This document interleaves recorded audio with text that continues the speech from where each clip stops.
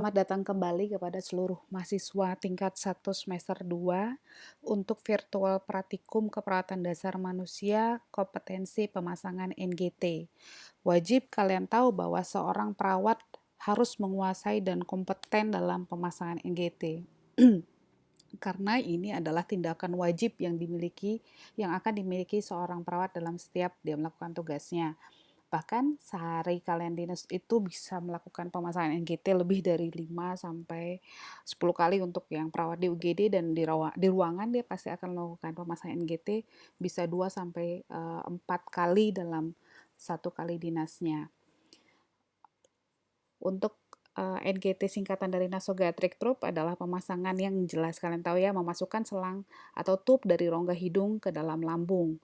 Kemudian ada juga pemberian nutrisi enteral via NGT. Nah, kalau enteral itu berarti lewat selang NGT, kalau enteral itu berarti melalui selang yang dimasukkan ke dalam rongga tubuh baik hidung atau gastrotomi, sedangkan parenteral adalah pemberian nutrisi via infus.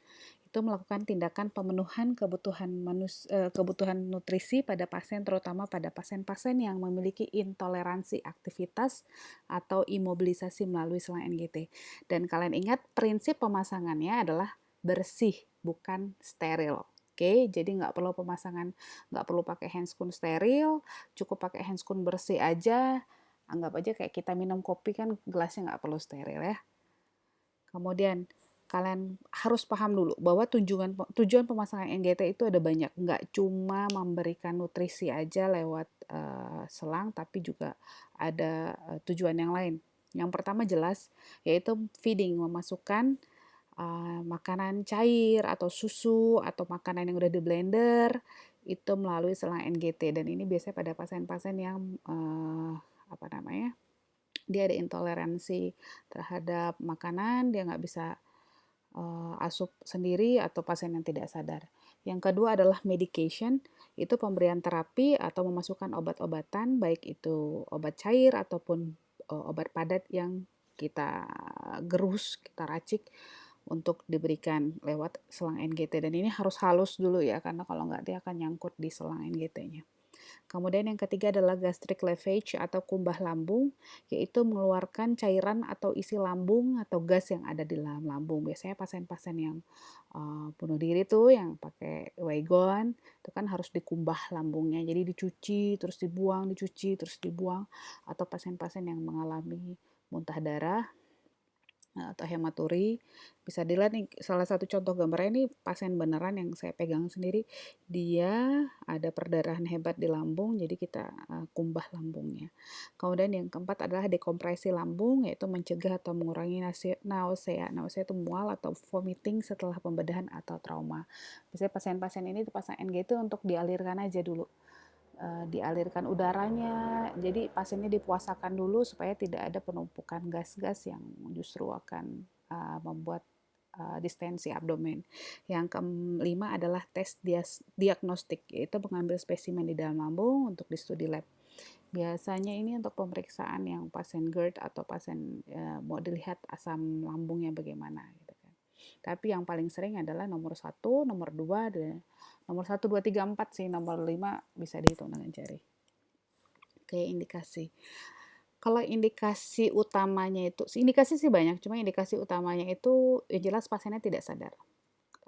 Kalau tidak sadar terus berarti kan dia ada gangguan ada intoleransi dalam mengkonsumsi makanan kan, jadi biasanya kita pasang untuk NGT, biasanya pasien stroke, pasien DM yang ketoasidosis tidak sadar, koma. Kemudian yang kedua adalah gangguan atau sulit menelan. Biasanya pasien-pasien dengan laringomalese, jadi laringnya itu tidak punya kemampuan untuk menelan, itu kita bantu untuk NGT. Yang ketiga tadi keracunan, yaitu untuk pasien keracunan kita lakukan gastric lavage tadi itu kan, kumbah lambung. Yang kemudian yang keempat adalah muntah darah atau hematuri. Yang kelima dekompresi lambung. Yang keenam itu adalah pro atau post esophagus, operasi yang di daerah mulut. Nah, tapi bukan berarti pasien-pasien nggak ada pasien yang dengan kontraindikasi gitu kan.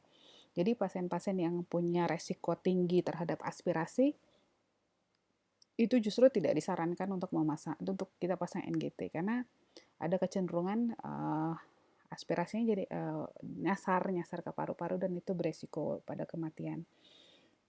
Kemudian yang kedua adalah nasal injury, jadi ada uh, apa? Ada injury ada cedera pada daerah hidungnya, misal kecelakaan hebat gitu kan, terus hidungnya hancur gitu kan. Nah, itu memang tidak disarankan untuk digunakan NGT. Biasanya kita pakai OGT atau dengan jalur yang lain. Kita ngomongin NGT ini berarti naso ya, berarti selang yang dimasukkan lewat hidung ya. Hidung yang kita kita jadikan kompetensi sekarang. Dan kemudian yang ketiga adalah gastroesophageal reflux. Jadi setiap dimasukin benda apapun dia akan reflux lagi terus. Nah, itu ada itu termasuk salah satu kontraindikasi dan ada tata laksana untuk yang itu juga.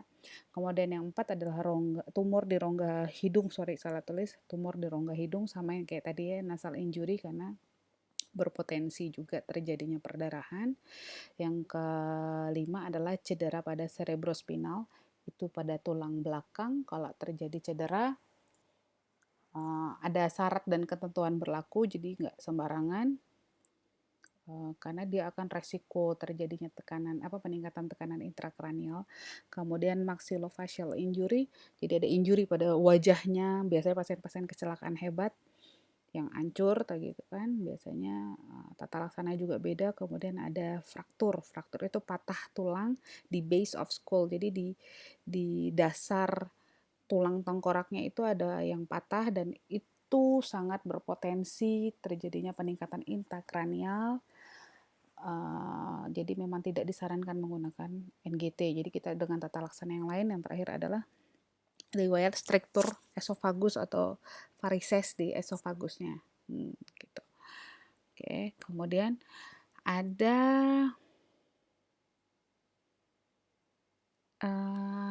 ada komplikasi terhadap pemasangan NGT, yaitu kita bagi 3 aja biar gampang. Ada fisiologis, ada respiratory, dan ada aspirasi pneumonia. Kalau fisiologis jelas itu ada komplikasinya, bisa terjadi iritasi pada lambung, terjadi sinusitis, tapi itu untuk area yang kronis, cuma berpotensi menyebabkan sinusitis, epistaksis atau mimisan. Kemudian rhinorrhea, ada fistula itu kayak lubang antara satu rongga hidung ke hidung lain, tapi ini komplikasi yang paling jauh. Kemudian ada esophagotracheal sama dengan fistula, itu biasanya akibat pemasangan NGT pada jangka panjang gitu. Kemudian komplikasi yang nomor 2 adalah aspirasi pneumonia, dan itu adalah resiko yang paling tinggi dan paling sering terjadi pada pemasangan NGT. Jadi kayak kesasar gitu kan cairannya karena reflux yang tadi itu. Kemudian yang ketiga adalah respiratory, tapi ini kasusnya yang cukup jarang, itu terjadinya respiratory arrest, cyanosis itu kurangnya oksigen jadi biru, kemudian hipoksia itu juga kurang oksigen. Nah, perlu kalian ketahui, kalian hafalin ya, ukuran NGT itu beda-beda. Ganjil itu hanya 2 nomor. Kita mulai dari yang paling kanan dulu, yang bagian bayi dan prematur. Ganjil itu hanya ada 2 nomor, 3 dan 5. Oke, 3 dan 5 itu juga kecil banget. 3 dan 5 untuk bayi-bayi prematur. Kemudian setelah ganjil 3 dan 5 semuanya itu angka genap dan diselingi hanya 2. Jadi 6, 8, 10, 12, 14, 16 sampai 18. Paling gede itu 20. Ya, jadi ingat ada 2 nomor ganjil dan sisanya adalah genap.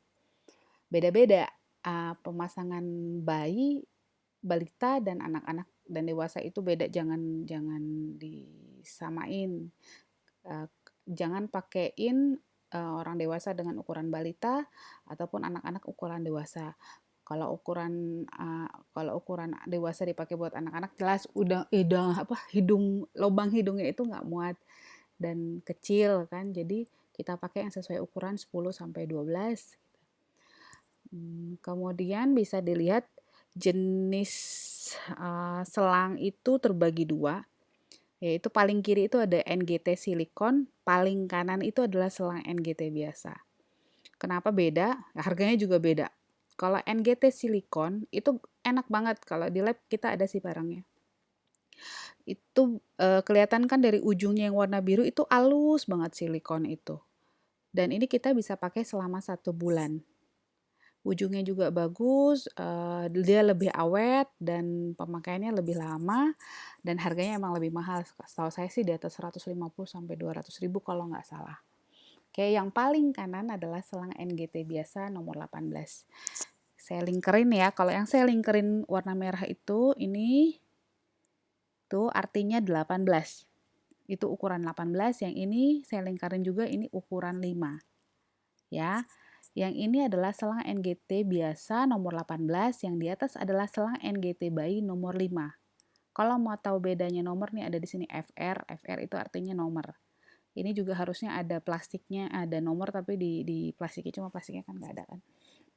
Nah, ini adalah selang NGT biasa, kelihatan, dan ini hanya bisa dipakai 7 hari. Makanya pasien-pasien yang terpasang dengan selang NGT dia akan rutin tuh diganti selama setiap seminggu sekali. Karena biasanya seminggu aja tuh udah butek, udah warnanya udah nggak bagus. Oke, kalau yang selang bayi NGT ini nomor 5, tuh lihat ada tutupnya nih. Jadi nutup ke sini. Tapi kalau yang biasa dia nggak ada tutupnya. Kadang kita pakai fit lip atau kadang malah dimodifikasi pakai spet apa jarum bukan jarum sorry spet 3 cc gitu kan. Tapi kalau NGT silikon ininya udah ditutupnya nih buat ditutup di sini set gitu. Jadi nggak perlu pakai tambahan lagi. Nah ini adalah feeding drip namanya. Nanti buat apa kegunaannya nanti kita jabarin. Cuma feeding drip ini ada yang 100 cc, ada yang 250 cc, tapi kalau yang ini yang saya punya gambarnya adalah yang 100 cc. Ya, nanti ini kayak infusan. Jadi makanannya yang cair itu ditetesin kayak infusan dan nggak pakai jarum. Oke. Nah, untuk poin pemasangan NGT, pengukuran NGT, patokan kalian adalah ini apa ya namanya kalau di bahasa Indonesia ya. Ini kalau di bahasa kita adalah prosesus hipodeus. Jadi kayak tulang rusuk ujungnya ini kalian periksa deh di bagian badan kalian sendiri kan tuh teraba tuh ujung tulang rusuknya tuh yang saya sering sebut prosesus hipodeus. Nih, ya. Ini adalah patokan buat pengukuran apa namanya? Pengukuran pemasangan NGT. Nih, prosesus hipodeus. Ini kalau anak-anak, cara mengukurnya adalah kalian ukur dari ujung hidung dibawa ke ujung telinga, terus ditarik lagi sampai ke prosesus hipodeus. Nih, ribet ya kalau misalnya nggak dicoba langsung tuh bingung. Jadi dari hidung, ujung pangkal hidung nih, ujung pangkal hidung diukur dari, ujung selang kita mulai diukur dari ujung pangkal hidung, tarik sampai ujung telinga, terus tarik lagi sampai prosesus hipodeus. Nah, kalau udah dapet ukuran yang ini, kita langsung tandain tuh pakai perekat untuk ngasih tanda bahwa panjangnya sekian. Ya, setiap orang beda-beda ukurannya, nggak semuanya sama. Misal ukuran di NGT ada tulisan 45, 55, nggak semua sama, beda-beda. Nih, oke, patokannya adalah prosesus hipodeus. Oke, jelas ya. Kemudian pastikan bahwa sebelum memasang NGT, pastikan ada instruksi pemasangan dan kaji riwayat medis. Salah satu peran perawat adalah edukator, advokator, ya. Kalian pastikan bahwa pemasangan NGT itu ada instruksinya, kemudian kaji ulang apakah pasien ini punya riwayat yang kontraindikasi sesuai yang sebelumnya kita bahas. Oke, nomor 2 adalah edukasi kepada pasien, edukasi kepada keluarga pasien, kasih tahu mereka dengan komunikasi terapeutik dan minta inform consent. Nanti kan biasanya ada lembaran inform consent tuh, kalian harus minta tanda tangan. Karena pemasangan NGT adalah tindakan invasif yang punya resiko. Jadi kalau kalian nggak melakukan inform consent terus nanti salah, berpotensi berpotensi keluarganya bisa nuntut balik tuh kalau misalkan ternyata terjadi sesuatu. Oke, nomor 3 adalah kaji kepatenan jalan nafas dan lihat apakah ada iritasi di lubang hidung atau tidak. Itu wajib ya. Kadang lubang hidung yang kanan lebih besar daripada yang kiri, terus ada luka, itu tuh harus kita